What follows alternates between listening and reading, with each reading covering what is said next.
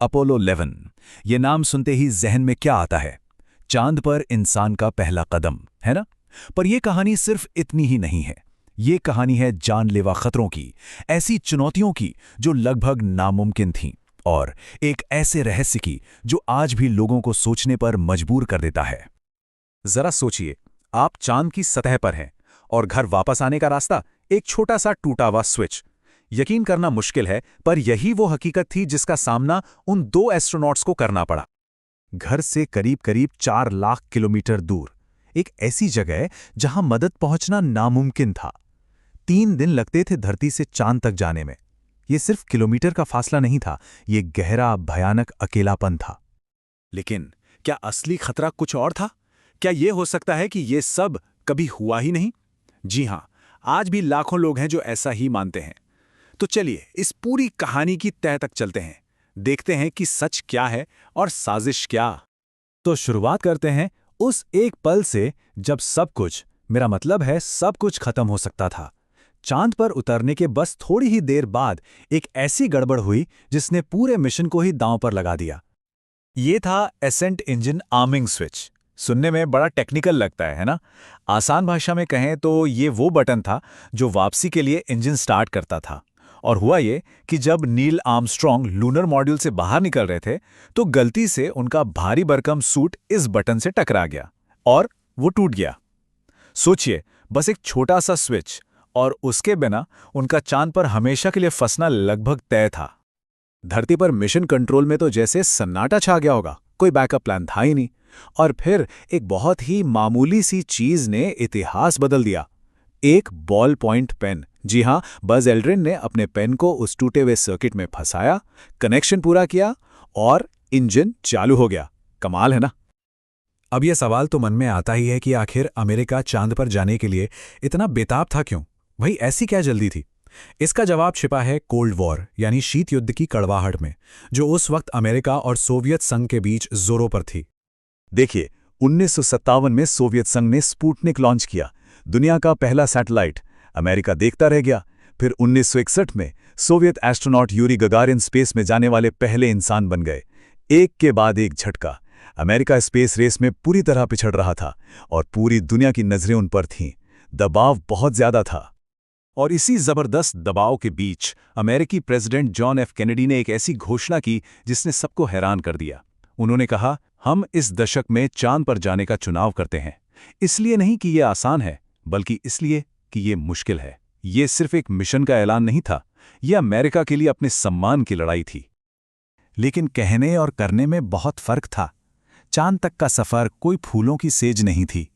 Apollo 11 का तो हर पल ही खतरों से भरा था। कई बार तो ऐसा लगा कि बस अब मिशन फेल हुआ। चलिए उन जानलेवा पलों को थोड़ा करीब से देखते हैं। इमेजिन कीजिए, आप चांद पर लैंड करने वाले हैं, सबसे मुश्किल पल, और अचानक जोर जोर से एक अलार्म बजने लगता है। स्क्रीन पर एक कोड फ्लैश हो रहा है, 1201। एस्ट्रोनॉट्स के तो होश उड़ गए। उन्हें पता ही नहीं था कि इसका मतलब क्या है।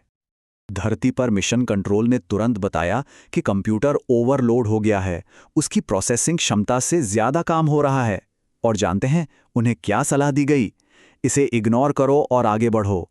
मतलब एक बहुत बड़ा जुआ खेला जा रहा था। अगर कंप्यूटर फेल हो जाता तो वो सीधे चांद की सतह पर क्रैश हो जाते। और खतरा यहीं खत्म नहीं हुआ। नील आर्मस्ट्रॉन्ग को आखिरी पलों में यान का कंट्रोल खुद लेना पड़ा, क्योंकि लैंडिंग की जगह पत्थरों से भरी थी। और जब उन्होंने लैंड किया तो पता है कितना फ्यूल बचा था? सिर्फ 30 सेकंड का। सिर्फ 30 सेकंड। जरा सी भी देर होती तो वो यान चांद की सतह पे एक आग का गोला बन जाता। मतलब चांद पर पहुंचना ही एक चमत्कार था, लेकिन खतरा सिर्फ वहीं तक नहीं था। वापसी का सफर वो भी उतना ही खतरनाक निकला। उनके सर्विस मॉड्यूल के कुछ थ्रस्टर्स फेल हो गए। उसका मलबा यान के आसपास खतरनाक तरीके से तैर रहा था, जिससे टक्कर का डर था। असल में खतरा इतना बड़ा था कि व्हाइट हाउस में प्रेसिडेंट निक्सन ने एक भाषण तक तैयार करवा लिया था, ये ऐलान करने के लिए कि एस्ट्रोनॉट्स वापस नहीं आ पाए। इतने सारे खतरों और इतने सबूतों के बावजूद आज भी कुछ लोग हैं जो मानते हैं कि ये सब एक बड़ा धोखा था, एक हॉलीवुड की फिल्म थी बस।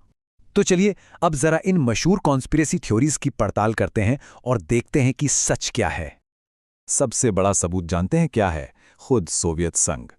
सोचिए, अगर ये सब झूठ होता तो क्या अमेरिका का सबसे बड़ा दुश्मन चुप बैठता? कभी नहीं। वो तो दुनिया में सबसे पहले ढिंढोरा पीटते कि ये सब नकली है, लेकिन इसके उलट उन्होंने तो अपने ऑफिशियल एनसाइक्लोपीडिया में इसे एक ऐतिहासिक सच्चाई माना। अच्छा, अब आते हैं उस सवाल पर जो हर कोई पूछता है, भाई चांद पर तो हवा है नहीं, तो फिर वो अमेरिकी झंडा लहरा कैसे रहा था? इसका जवाब ना बहुत ही सिंपल है। देखिए, झंडे में ऊपर की तरफ एक हॉरिजॉन्टल रॉड लगाई गई थी ताकि वो खुला हुआ दिखे, लेकिन वो रॉड पूरी तरह से सीधी नहीं हो पाई, थोड़ी अटक गई। इस वजह से झंडे में एक सिलवट या एक लहर सी बन गई जो हमेशा वैसी ही रही। ये हवा से नहीं बल्कि उस रॉड की वजह से था। ठीक वैसे ही जैसे हम कोई नया कपड़ा खोलते हैं तो उसमें सिलवटें होती हैं। ठीक है, एक और बड़ा सवाल, तस्वीरों में तारे क्यों नहीं दिखते? क्या नासा ने फोटोशॉप कर दिया था? नहीं, इसका जवाब भी सिंपल फोटोग्राफी में है।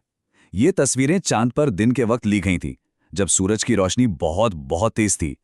चांद की जमीन और एस्ट्रोनॉट्स के सफेद सूट इतने चमक रहे थे कि कैमरे की सेटिंग्स को उसी हिसाब से एडजस्ट करना पड़ा। नतीजा, आसपास की चमकदार चीजें तो साफ आ गईं, लेकिन आसमान में जो धुंधले तारे थे वो कैमरे में कैप्चर ही नहीं हुए। ये बिल्कुल वैसा ही है जैसे हम रात में किसी तेज स्ट्रीट लाइट की फोटो लें तो हमें आसमान के तारे नहीं दिखते। तो अपोलो 11 की कहानी सिर्फ जीत और हीरोइज्म की नहीं है, इसका एक दूसरा पहलू भी है। एक कहानी जिसमें बेहिसाब पैसा, तीखी आलोचना और कुछ ऐसे फायदे शामिल हैं जिनके बारे में उस वक्त किसी ने सोचा तक नहीं था। अगर आज के हिसाब से देखें तो अपोलो प्रोग्राम पर $100 बिलियन से भी ज्यादा का खर्च आया था। यह इतना पैसा था कि उस वक्त अमेरिका में गरीबी की समस्या को कई बार खत्म किया जा सकता था। तो जाहिर है बहुत से लोगों ने सवाल उठाया कि क्या देश की असली समस्याओं को छोड़कर स्पेस में इतना पैसा बहाना सही है? लेकिन इस भारी भरकम खर्च का एक ऐसा फायदा हुआ जिसकी किसी ने कल्पना भी नहीं की थी। देखिए, नासा को मिशन के लिए छोटे और बहुत पावरफुल कंप्यूटर्स चाहिए थे। उन्होंने इंटीग्रेटेड सर्किट्स यानी कंप्यूटर चिप्स के इतने बड़े ऑर्डर दिए कि अचानक उनका प्रोडक्शन बहुत बढ़ गया और कीमतें 90% से भी ज्यादा गिर गई। और बस यहीं से कंप्यूटर क्रांति की शुरुआत हुई, जिसने हमारी आज की डिजिटल दुनिया को बनाया है। तो अगली बार जब हम अपना स्मार्टफोन इस्तेमाल करें तो शायद अपोलो 11 को एक छोटा सा थैंक यू बोल सकते हैं। और अब 50 साल से भी ज्यादा समय के बाद हम आर्टेमिस प्रोग्राम के साथ एक बार फिर चांद पर वापस जाने की तैयारी कर रहे हैं। ऐसे में यह सवाल सोचना लाजमी है, हमारी पीढ़ी की मानवता के लिए लंबी छलांग क्या होगी? क्या वो मंगल पर पहला कदम रखना होगा या फिर शायद यहीं अपनी धरती की सबसे बड़ी चुनौतियों को सुलझाना होगा?